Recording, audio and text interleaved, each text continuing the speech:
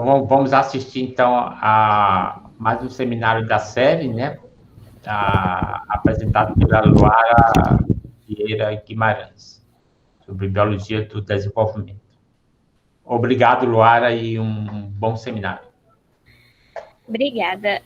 Boa tarde, eu sou a Luara, estou no curso de Biotecnologia, no terceiro período, e hoje eu vou falar sobre o capítulo 4 do livro da Biologia do Desenvolvimento, que é sobre comunicação célula-célula, os mecanismos de morfogênese. Espera aí que travou o slide. Os diferentes tipos de células de um organismo não existem como arranjos aleatórios. Eles formam estruturas organizadas, como os membros e os órgãos. As células que constituem todas as partes do corpo são as mesmas, porém elas são orientadas para criar diferentes formas e fazer diferentes conexões. Essa construção de forma das células é a chamada de morfogênese. Em meados do século XX, esses dois pesquisadores, Townes e Holtfreter, previram que as células embrionárias poderiam ter diferenças nos componentes da membrana que permitiriam a formação dos órgãos. Lembrando que o embrião possui só dois tipos de células, as epiteliais, que podem aderir entre si formando camadas e tubos, e as mesenquimais, que são as que podem migrar individualmente e formar extensas matrizes celulares. Um órgão em si é formado por um epitélio e um mesênquima subjacente. Segundo Newman e Batt, existem poucos processos por meio dos quais as células podem criar órgãos estruturados e todos esses processos envolvem a superfície celular. Essa imagem é apenas representativa de qual tipo de célula que poderia vir a formar órgãos e tecidos.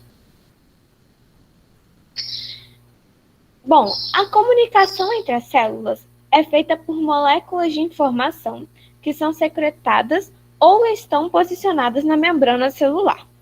Quando essas moléculas se ligam a receptores das células vizinhas, elas disparam uma cascata de sinalização ou reações que podem resultar em mudanças na expressão gênica, na atividade enzimática e na organização do citoesqueleto, que pode influenciar no destino, no comportamento e na forma da célula.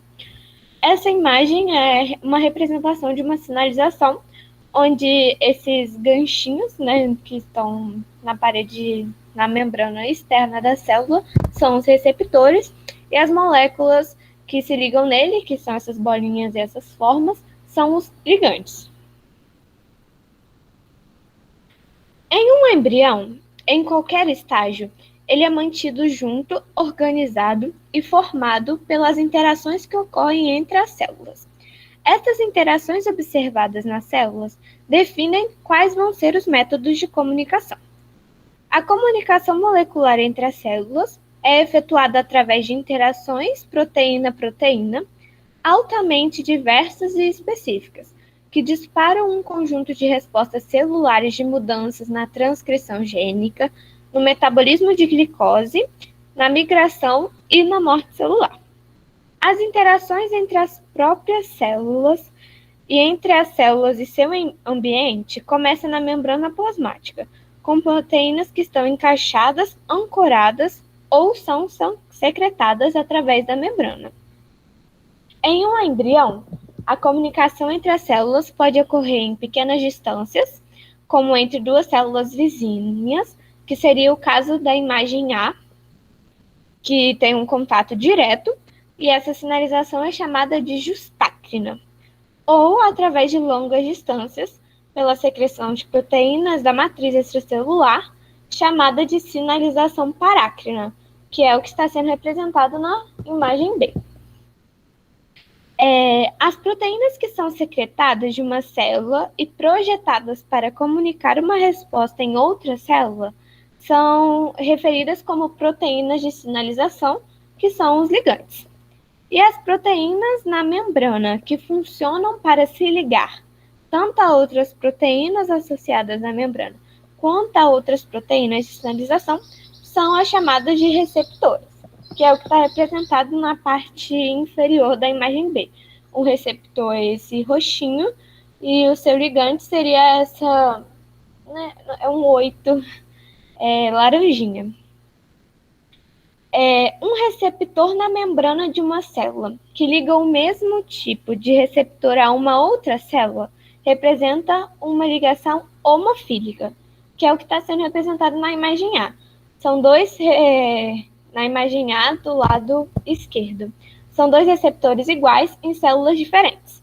Mas quando tem dois receptores diferentes, é a ligação heterofílica, que é o que está representado do lado direito na imagem A. A ligação ao receptor de qualquer tipo geralmente altera a forma ou a conformação do receptor. Essa mudança de conformação no lado de fora da célula afeta a forma do receptor dentro da célula, o que pode dar à porção intracelular do receptor uma nova propriedade, podendo ativar reações enzimáticas que constituem uma via de transmissão de sinal, por exemplo. O sinal que é transmitido ou transduzido por meio das mudanças conformacionais sucessivas nas moléculas da via de sinalização pode ser orquestradas por meio de ligações de grupo fosfato ou outras pequenas moléculas, como o AMP cíclico, que podem levar a respostas celulares. As vias de transdução de sinal que terminam na ativação da expressão gênica no núcleo são, em geral, mais lentas do que as vias que ativam enzimaticamente as vias bioquímicas, ou aquelas que regulam as proteínas do citoesqueleto. Então, essa via de transdução de sinal é uma reação um pouco mais lenta do que se fosse feita, do que se comparado com uma reação enzimática. Essas vias de transição de sinal são fundamentais para o desenvolvimento animal. Nessa imagem, a representação de um esquema em que tem uma célula que é a célula emissora, que vai emitir o ligante, que pode ser uma proteína ou uma molécula, como o AMP cíclico, que tem que chegar em uma célula-alvo específica. Essa ligação ligante-receptor é altamente específica. Então, em células que não têm receptor, que são as células não-alvo, o ligante não chega. E aí, quando há a ligação entre o ligante e o receptor, tem a resposta intracelular. Bom, a análise experimental da morfogênese começou com os experimentos de Townes e Holt-Fretter. Com a descoberta que os tecidos dos anfíbios podiam ser dissociados em células isoladas quando colocados em soluções alcalinas, os dois cientistas prepararam suspensões de células isoladas de cada uma das 3 camadas germinativas. Isso depois que o tubo neural já tinha se formado.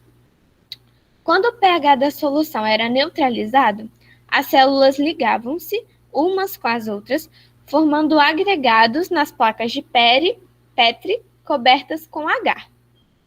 Usando embrião de espécies com células de tamanhos e cores diferentes, os cientistas conseguiram seguir o comportamento das células recombinadas.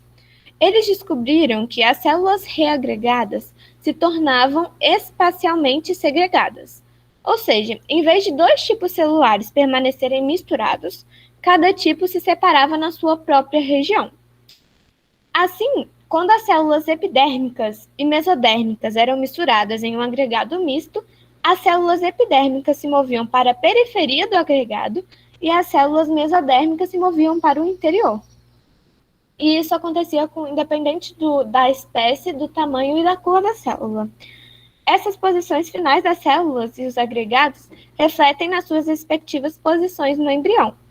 Nessa imagem eu trouxe uma representação de como ficariam as camadas germinativas, que é a ectoderme por fora, no meio o blastocele, no interior a endoderme. Nessa ainda não tem a representação da mesoderme, mas vai ter uma uma mais para frente que tem as 6 camadas certinhas.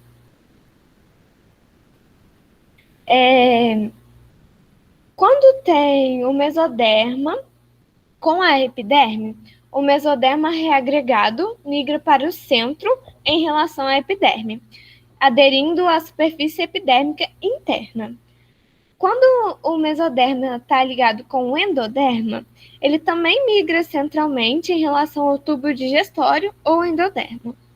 Quando tem as 3 camadas germinativas misturadas, o endoderma separa-se do ectoderma e do mesoderma e é então envelopado por eles, que é o que acontece, que é o que está sendo mostrado aqui sem a representação da mesoderme.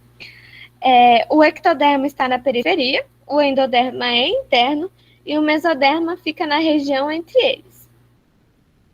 A replicação de estrutura embrionária normal por agregados celulares também é vista na recombinação de células na epiderme da placa neural,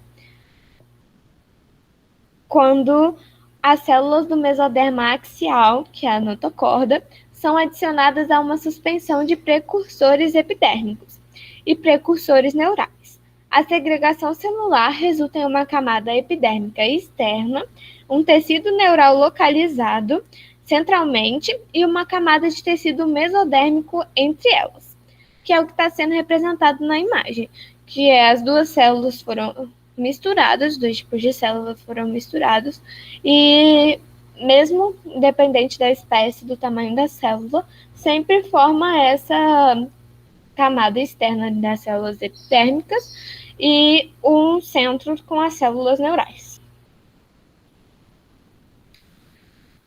Um dos cientistas, o Holt-Fretter, interpretou essa descoberta em termos de afinidades seletivas. A superfície interna do ectoderma tem uma afinidade positiva para as células do mesoderma e uma afinidade negativa para as células do endoderma. Por isso que ele se encontra externo ao mesoderma e interno ao endoderma. E o mesoderma tem afinidades positivas para ambos os tipos celulares, por isso que ele se encontra no meio dos dois. De alguma forma, as células são capazes de se separarem nas suas posições embrionárias características, devido a essa afinidade seletiva. E essas afinidades mudam durante o desenvolvimento. E para que o desenvolvimento ocorra, as células devem interagir diferentemente com outras populações celulares em momentos específicos, sendo essas mudanças na afinidade celular extremamente importantes no processo de morfogênese. Nessa imagem há a combinação de vários tipos de células e em todos os experimentos que ambos os tipos de células eram misturados, sempre aconteciam de ficar na mesma posição, que foi o que eles chamaram de afinidade seletiva. Mas as células não se separam ao acaso. Elas podem se mover ativamente para criar a organização tecidual.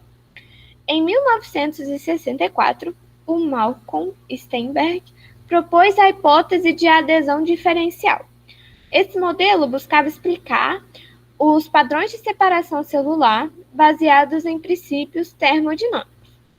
Usando as células derivadas de tecidos embrionários que passaram pelo processo de tripsinização, que é um método de desagregação enzimática de tecidos utilizados na cultura celular primária, o cientista mostrou que certos tipos de células migram centralmente, quando combinados com alguns tipos de células, mas podem migrar perifericamente quando estão combinados com outras, de modo que essas interações formassem uma hierarquia, que é o que está sendo representado nessa imagem. Por exemplo, as células do grupo A sempre está interna ao B, e as células do grupo B sempre está interna ao C. Então, as células do grupo A sempre vai estar interna ao C, pelo menos seguindo o raciocínio desse cientista. As células interagem de maneira a formar um agregado com a menor energia livre de interface, ou seja, elas se rearranjam no padrão mais termodinamicamente estável. Assim, o embrião inicial pode ser visto como existindo em um estado de equilíbrio, até que alguma mudança nas propriedades adesivas da membrana plasmática da célula mude. O movimento que acontece para tirar esse equilíbrio busca restaurar as células para uma nova configuração de equilíbrio. Em vários experimentos, provaram que os tipos celulares que têm maior coesão na superfície e migravam centralmente, se comparado com as células que têm menor tensão superficial. Por exemplo, como está representado na imagem, quanto maior a tensão superficial, mais no centro as células vão estar. Por exemplo, o último, que é as células representadas de laranja, que é da retina neural, ela tem 1,6 de tensão e elas estão mais externas do que as que estão representadas em azul, que tem 4,6. E assim sucessivamente, se você for indo por imagem em imagem. O cientista Mozona mostrou que as diferenças termodinâmicas poderiam ser causadas por diferentes tipos de moléculas de adesão. E Davis e seus colaboradores mostraram que as tensões de superfície dos tecidos de camadas germinativas individuais eram precisamente definidas para os padrões de separação observadas tanto em vitro quanto em vivo. Bom, existem várias classes de moléculas que podem mediar a adesão celular, mas as principais moléculas parecem ser as caderinas, que são moléculas de adesão dependentes de cálcio. Elas são cruciais para o estabelecimento e a manutenção de conexões intercelulares, e também para a integração espacial dos dois tipos celulares e para a organização da forma animal. Elas são proteínas transmembrana que interagem com outras caderinas em células adjacentes, ficando ancorada dentro das células por um complexo de proteínas, chamados de cateninas. E esse complexo caderina-catenina forma a junção aderente que ajuda a manter as células epiteliais juntas. Esse complexo, ao se ligar aos microfilamentos de actina do citoesqueleto celular, integram as células epiteliais numa unidade mecânica. Nessa imagem está representada a união das caderinas em células adjacentes e a formação do complexo da catenina-caderina.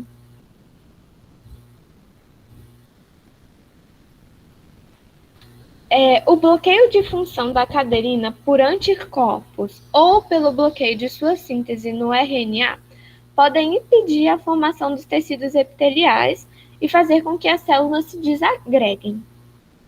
Entre as funções da caderina está o domínio extracelular, que serve para aderir uma célula às outras. As caderinas também se ligam e ajudam a montar o citoesqueleto de actina, fornecendo as forças mecânicas para a formação das camadas e tubos, e também são responsáveis por iniciar e transduzir sinais, podendo levar a mudanças na expressão gênica nas células. Então, a caderina é uma molécula muito importante para a célula, tanto para a adesão celular quanto para a sinalização. Nos embriões de vertebrados, tem vários tipos principais de caderina que vêm sendo identificados. Por exemplo, a E-caderina é expressa em todas as células embrionárias iniciais de mamíferos até no estágio de zigoto.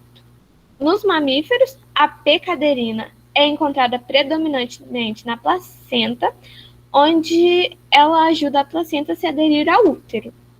A N-caderina é altamente expressa nas células do sistema nervoso central em desenvolvimento e pode ter um papel importante na mediação dos sinais neurais. A R-caderina é crítica na formação da retina e uma classe de caderinas chamadas de protocaderinas, que não tem a ligação com o citoesqueleto de actina através das cateninas. A expressão das protocaderinas são semelhantes a uma forma importante de manter as células epiteliais migratórias juntas. mas a expressão da protocaderina não é pelo complexo catenina, e sim uma forma diferente de manter as células epiteliais migratórias juntas, e também a expressão de diferentes moléculas como forma de separar os tecidos. As diferenças na tensão superficial das células e a tendência de ficarem unidas depende da força da interação das caderinas.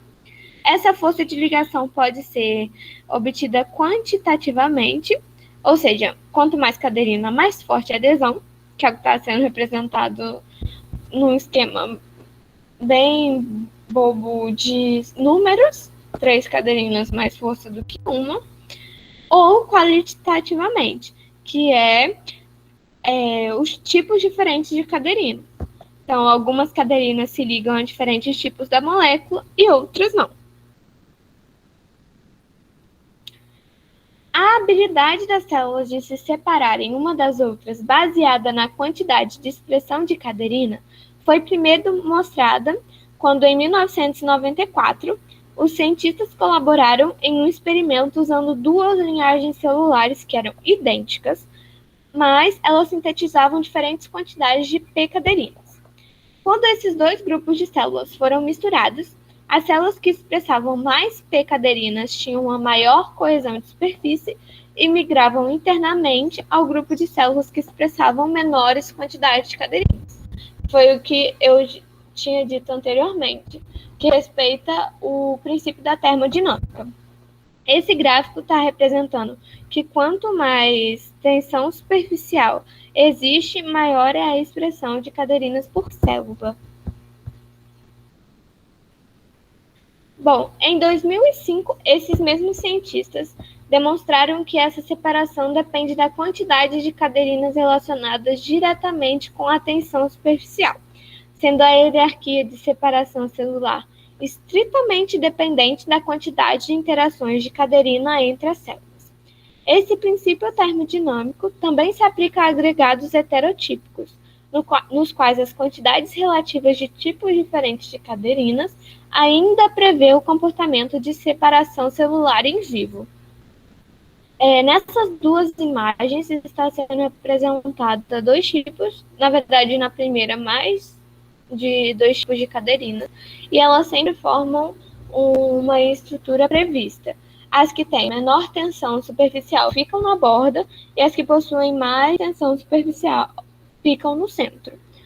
E embaixo está mostrando que em uma representação de p-caderina maior que e-caderina, igual ou menor. E isso com a tensão superficial mudando. Então, no primeiro desenho, a p-caderina é mais forte que a e-caderina, então ela está no centro. Mas no último desenho, a p-caderina é menos forte que a e-caderina, então ela fica na periferia em relação à e-caderina, que é a verde. Os efeitos quantitativos das caderinas são cruciais, como foi observado na imagem anterior. Mas as interações qualitativas, como o tipo e o momento da expressão da caderina, também podem ser muito importantes. O momento de eventos particulares do desenvolvimento pode depender da expressão da caderina. Por exemplo, a N-caderina aparece nas células mesenquimais da perna de galinha em desenvolvimento, logo antes dessas células se condensarem, formando os nódulos de cartilagem.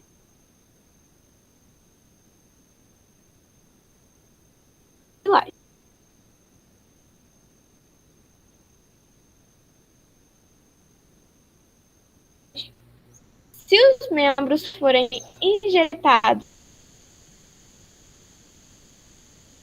no membro da galinha, é o aparecimento da N-caderina. O tipo de caderina também é importante. A R-caderina e a B-caderina, em níveis iguais, quando são misturadas, elas se separam em 2 agregados de células separados, que é o que está sendo representado na imagem A. Elas não migram uma perifericamente e a outra centralmente. Elas formam dois agregados separados, com fronteiras distintas entre elas. Portanto, Por meio da expressão diferencial de dois tipos diferentes de caderinas, tecidos diferentes podem se tornar separados pela formação de uma fronteira na membrana celular, ocupando as interações hidrofílicas mais fracas. Nessa imagem B, está sendo representada quando um tecido tem a expressão de um tipo de caderina, que seria a E-caderina, que não há a formação da membrana, e com a N-caderina, a formação da estrutura do tubo neural. Outra importante função das caderinas é a separação do mesoderma axial e o mesoderma paraxial, baseado na redução das C-caderinas nas membranas das células. Por exemplo, quando a expressão, na verdade, quando não tem a expressão das C-caderinas, como está representado na parte direita da imagem, a formação desse meio que vão, que está desenhado em azul, que é onde que forma a separação do mesoderma axial e o mesoderma paraxial. Que isso acontece só pela falta da expressão da C-caderina. Bom, as interações célula-célula não ocorrem na ausência de um ambiente. Ao contrário, elas ocorrem em coordenação devido às condições ambientais. Esse ambiente é chamado de matriz extracelular, que é uma rede insolúvel formada de macromoléculas secretada pelas células. Essas macromoléculas formam uma região de material acelular nos interstícios entre as células. A adesão celular, a migração celular e a formação de camadas e tubos epiteliais dependem da habilidade das células de formarem ligações com a matriz. Em alguns casos, como nos epitélios, essas ligações têm de ser extremamente fortes, mas nos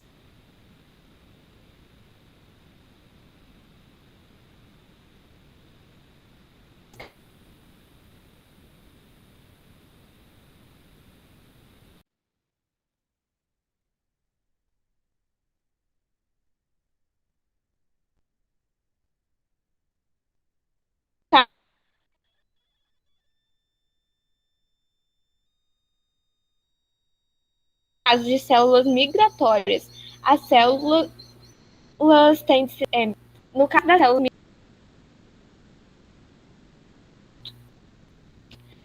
as matrizes extracelulares são feitas de proteínas da matriz colágeno, proteoglicanos e uma variedade de moléculas de glicoproteínas especializadas, como a fibronectina e a laminina.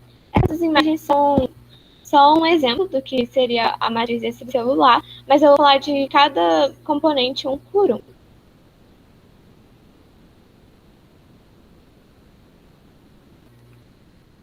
Bom, os proteoglicanos, que está com a representação na imagem, têm papéis importantes no livramento de fatores paráquinos, que são aqueles que vêm de células de longas distâncias.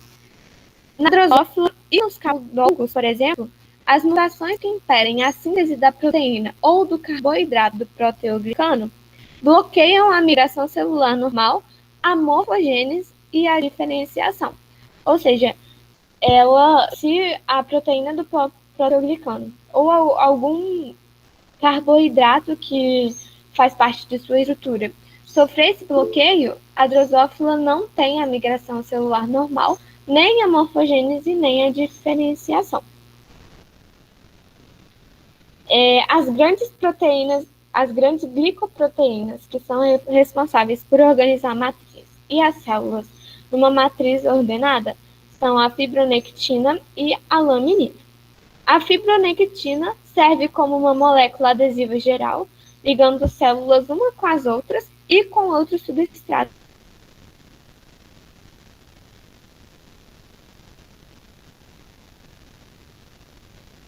Também. Ela possui vários sítios de ligação na migração celular, já que em algumas células elas usam essa expressão de fibronectina como caminhos, que é o que está sendo representado na imagem A, que é um caminho que você pode perceber que está expresso em verde, a fibronectina. E aí algumas substâncias em células utilizam essa marcação da fibronectina para seguir até onde ela tem que chegar na célula. Um exemplo disso seria as células germinativas, que utilizam do caminho da fibronectina para chegar às gônadas, e as células do coração para a linha central. Por exemplo, nos embriões da galinha, se for injetados anticorpos contra a fibronectina, as células formadoras do coração não atingem a linha central e elas formam 2 corações separados.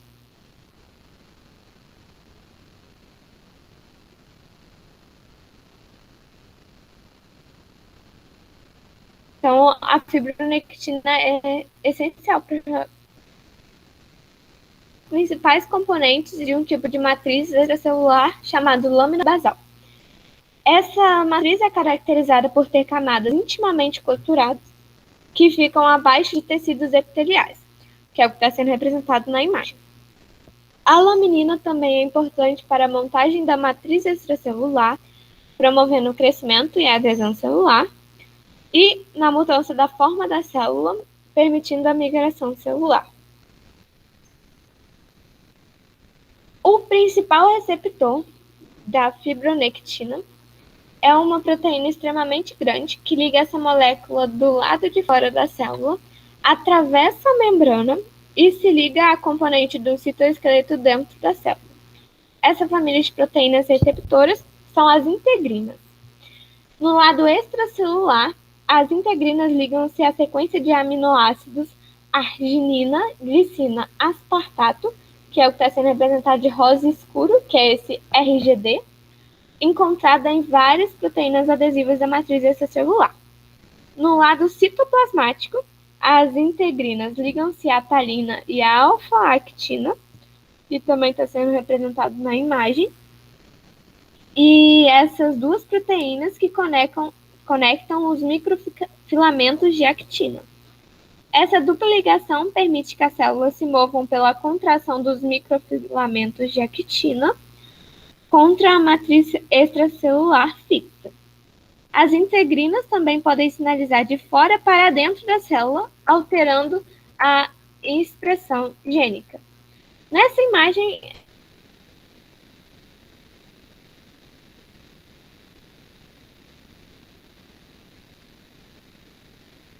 é uma imagem do livro.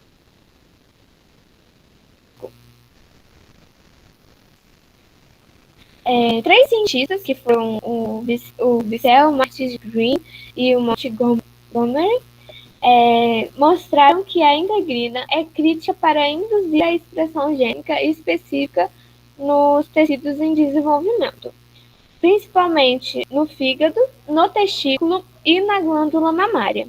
A presença de integrina ligada ao receptor impede a ativação de genes que promovem a apoptose ou morte celular programada.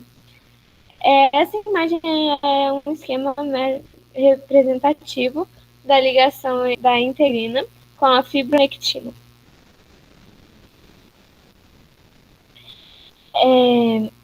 Quando as adesões focais que ligam uma célula epitelial à sua matriz extracelular são quebradas, a via de apoptose dependente de caspases é ativada e a célula morre. Essa morte que ocorre por destacamento é um tipo especial de apoptose chamada de anoiques e pode ser uma arma importante contra o câncer. Essa imagem eu achei num artigo que fala sobre o câncer e ela vem com muitos detalhes de como ocorre, quais moléculas e qual organela é responsável por cada parte, mas o livro mesmo só cita um pouco desse processo, que é só essa morte por destacamento que pode acontecer quando as adesões são quebradas. A matriz extracelular é uma fonte importante de sinais que podem ser transduzidos para o núcleo para produzir expressão gênica específica. Alguns dos genes induzidos pela ligação com a matriz estão sendo identificados ainda. Por exemplo, as glândulas mamárias dos camundongos, quando são plaqueadas em plástico de cultura de tecido, elas vão se dividir. Nesse momento, os genes para a divisão celular, como a ciclina D1, são expressos e os genes de produtos diferenciados da glândula mamária, como a caseína, não são. Mas se as mesmas células forem plaqueadas sobre plástico revestido com uma lâmina basal, as células param de se dividir e os genes da glândula mamária diferenciados são expressos. Isso acontece apenas depois que as integrinas da célula da glândula mamária se ligam à laminina da lâmina basal. Eventualmente, todos os genes para os produtos de desenvolvimento da glândula mamária são expressos e os genes de difusão celular permanecem desligados. Assim, as células das glândulas mamárias se envelopam numa lâmina basal, formando um epitélio secretor remanescente do tecido da glândula mamária, que é o que está sendo representado nessa imagem. Na primeira imagem, os genes de divisão celular estão ativados e os genes do tecido da glândula mamária não. Mas quando eles são colocados em uma lâmina basal, isso inverte.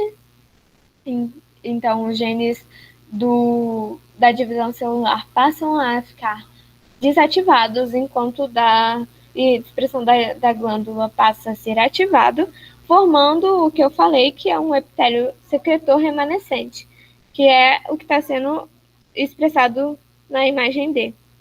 Esse meiozinho da imagem. E a ligação de integrinas à laminina é essencial para a transcrição do gene de caseína e as integrinas atuam junto com a prolactina para ativar a expressão desse gene. Então, para que ocorra a formação tanto do tecido da glândula mamária quanto da secreção do produto, é necessário que tenha uma ligação das integrinas com a laminina e depois essas duas moléculas ajudam nos processos futuros.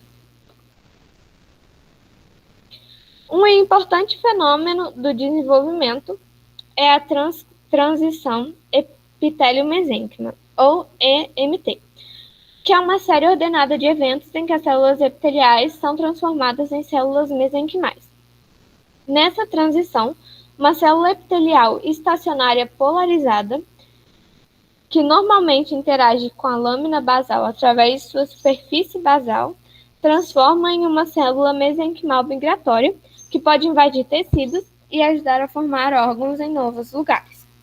A EMT se inicia normalmente quando fatores paráquinos, que é células vizinhas distantes, ativam a expressão gênica nas células-alvo, instruindo com que essas células-alvo passam a diminuir a expressão de suas caderinas, liberando a sua ligação com a laminina, rearranjando os seus citoesqueletos de actina e secretando novas moléculas da matriz extracelular, que são as características das células mesenquimais. A transição epitélio-mesênquima é crítica durante o desenvolvimento e é responsável por diversos processos, como a formação das células da crista neural a partir da região mais dorsal do tubo neural, a formação do mesoderma em embriões de galinha, onde as células que foram parte de uma camada epitelial se tornam mesodérmicas e migram para dentro do embrião. Também é importante para a formação das células precursoras de vértebras a partir dos somitos, onde essas se destacam dos somitos e migram em volta da medula espinal em desenvolvimento. Nos adultos, a EMT também é importante para a cicatrização de feridas.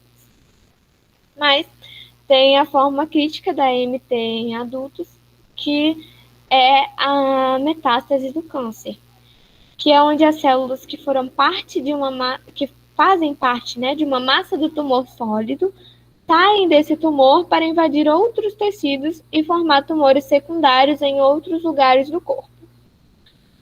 Na metástase, os processos que geraram a transição celular no embrião são reativados, permitindo que as células cancerosas migrem e se tornam invasivas. As caderinas têm sua expressão diminuída, o citoesqueleto de actina é reorganizado e as células secretam enzimas, como metaloproteinases, para degradar a lâmina basal e a matriz extracelular mesenquimal, enquanto também estão passando por divisão celular. Essa imagem que eu coloquei nesse slide é a representação do que seria, mais ou menos, um processo de metástase do câncer, que é quando elas conseguem invadir os vasos sanguíneos e migrar para outros locais, formando esses tumores secundários.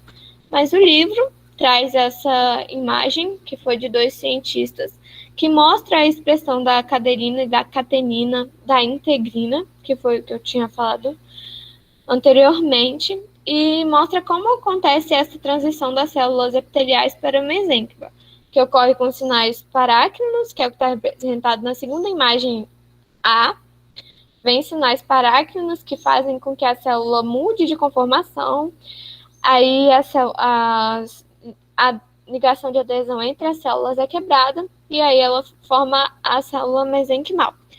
E na B e na C está sendo representada dois esquemas da MT que é importante para o desenvolvimento, que é nas células do túbulo neural e também na formação do mesodermo, que foi o caso dos embriões de galinha, que eu tinha falado.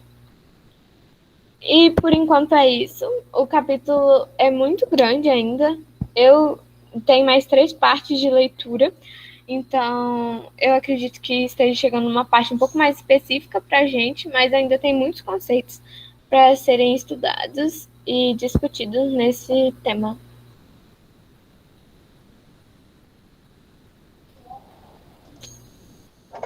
Ok, Luara, muito obrigado. Gostei muito da sua apresentação. Vamos agora interromper a gravação.